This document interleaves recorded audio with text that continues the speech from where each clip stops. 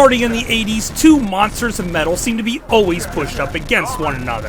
And even though both of them were based off R-rated movies, they got plenty of video games. I am the Game Collector, and this is Second Opinion Games, and today I put RoboCop versus Terminator to find out who has the best games.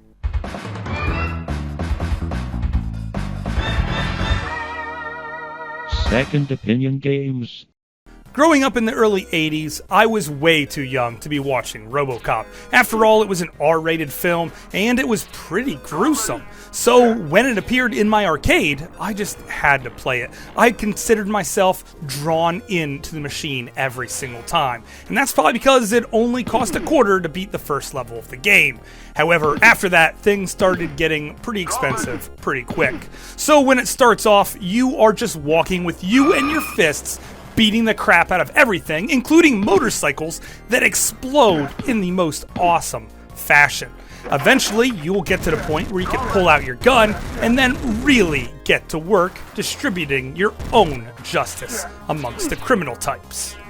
Of course, given the time period, voice sampling was everywhere, especially in the arcades, and there are plenty of that here.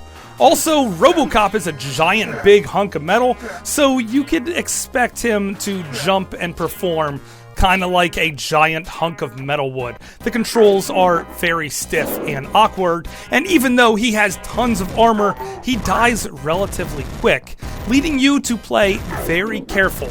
However, in some spots of the game where it starts getting ridiculously difficult, it's better to just damage boost your way through the whole level and spend $1 or $2. Now, to beat the whole game, you probably only need $5 in your pocket, because Data East was the masters of sucking money from you. They would start off a level really easy, and as you progress your way through, you have to spend more and more money, meaning the upper levels might cost you $2 when the first level was just $0.25.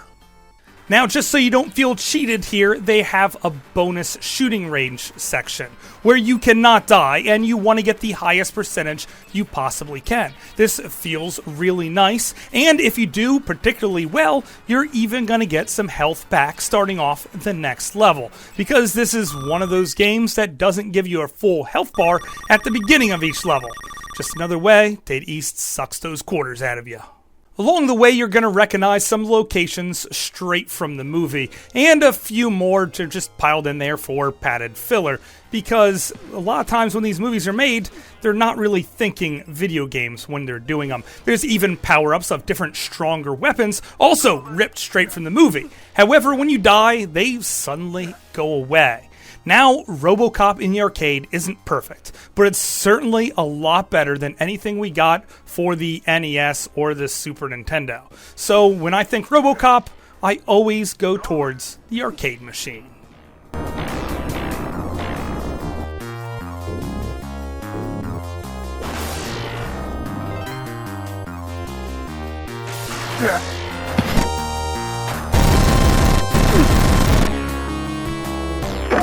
Thank you for your cooperation.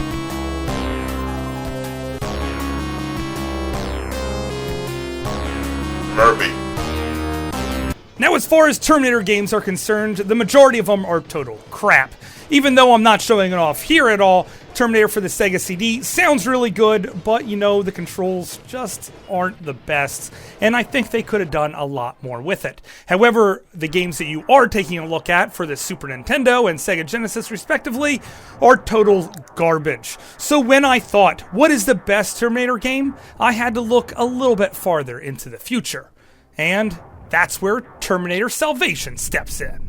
Now, Terminator Salvation is not based off the movie. It does take place in the future, but it has its own unique storyline, usually around a self-centered John Connor who always tries to do the right thing, even if it means getting everyone else he comes across killed, because that's the human thing to do, to rush into every firefight headfirst if it means saving one person to lose 100.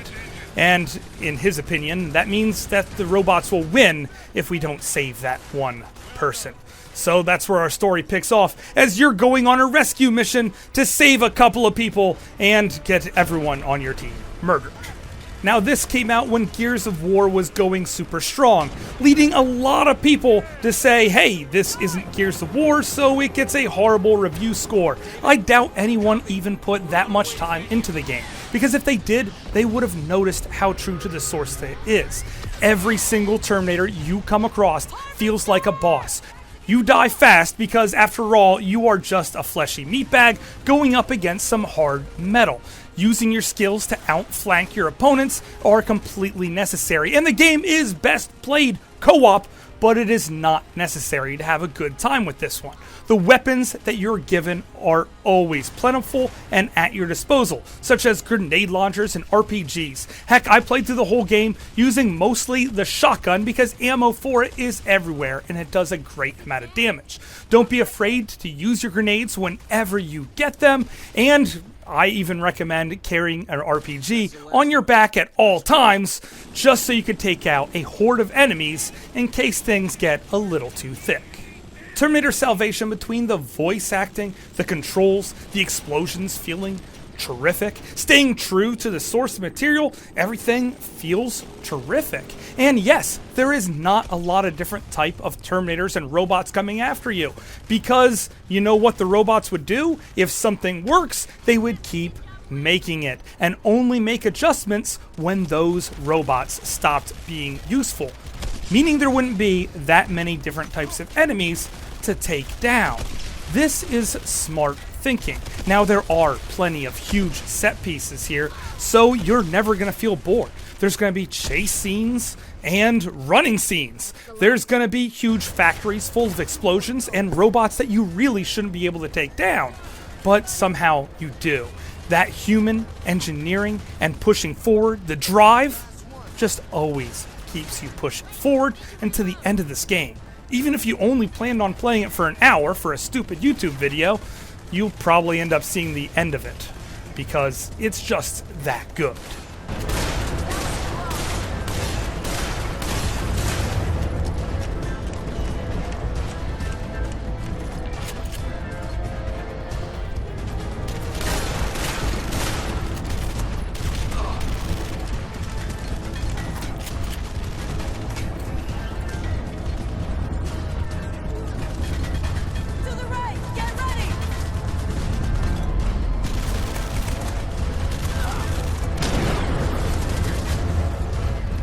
Of course, there is just one more game we have to cover here, and that's RoboCop versus Terminator. This is the Super Nintendo version. And in recording this, I found out that there is some light flicker in the background, and it seems to sometimes sync up with my recording device, meaning huge portions of this game, when I was playing it, I didn't record at all, because yeah, that's just a thing that they did for mood, and it makes the whole game look like butt anyway, so it's a little bit frustrating. Now, the Terminators tend to break some laws by killing things, so of course, RoboCop has to come in and clean up all of those evil bad guys. And as always, his armor seems to do absolutely nothing to protect him, because he could die really fast from just people or Terminators alike. Now, you don't have to reload as RoboCop whatsoever, and there are some really powerful weapons you could pick up along the way. And because, of course, you're made of metal, you control like a big sack of potatoes. So jumping and platforming just feels really awkward. Overall here, guys, what I'm trying to get at is the game looks kind of bad, and the controls are awful, and it's super hard on top of it. But after you beat each level, you'll find yourself in the middle of a beautiful cutscene. And that's really the best part of the game, is the story. You see, RoboCop was tricked into connecting to Skynet, and this set off the spark of life in Skynet, making it self-aware. So, in the end, RoboCop is responsible for destroying the entire world. Yeah, and you thought he was a good guy. Now he tries to make up for this by slowly rebuilding and taking out the Terminators once he truly finds out what he did. But in my opinion, it's just a little too late. However, that human brain just makes him push forward, because you can't go back. You always have to look to the future and try to make up for the bad things that you have done. RoboCop, he probably did the worst thing you could ever do, even if he was well on the way to destroying all humankind without the help of Skynet, because, you know, that's just how he does things. So RoboCop vs. Terminator isn't all bad. The story is pretty darn good, and the regular gameplay is kind of bad. There's even a Mode 7 level thrown in here just for good measure, and sometimes you fight some of the biggest bosses you can ever imagine. Now, it's going to be really tough to see the end of it, but if you do, it'll be well worth it, because you will see special thanks to Bill Clinton for helping out in this game somehow. So, yeah, apparently that's a thing.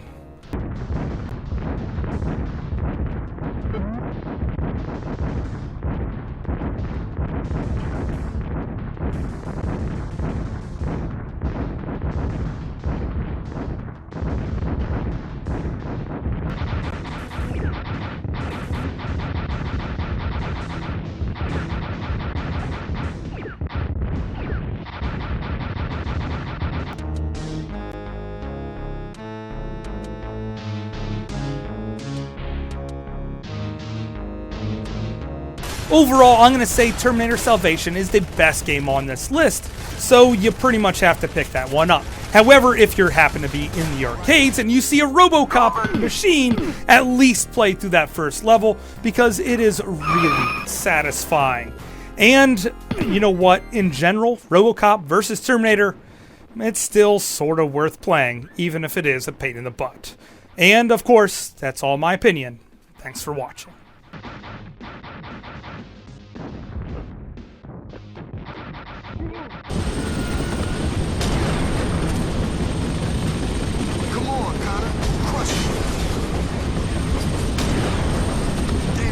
So hopefully you guys enjoyed this video. This one was a painful one for me because I sound like crap because I'm getting over the flu and my throat burns. But you know what? I just pushed forward so I could bring you guys some good content. And this is actually a game series that someone recommended to me. So I do actually listen to you guys. And I want to know, what games do you want me to cover in the future? So until later, I will see you again, guys.